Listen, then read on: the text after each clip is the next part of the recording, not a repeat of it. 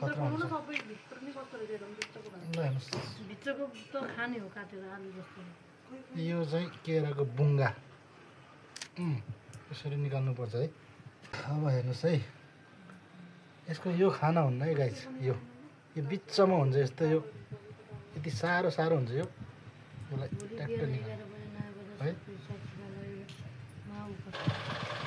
यति भयो गाइस, यो पानीमा डुबाएर राख्नुपर्छ, नत्र भने यो पुरै कालो भइजान्छ है यो केराको बुङ्गा।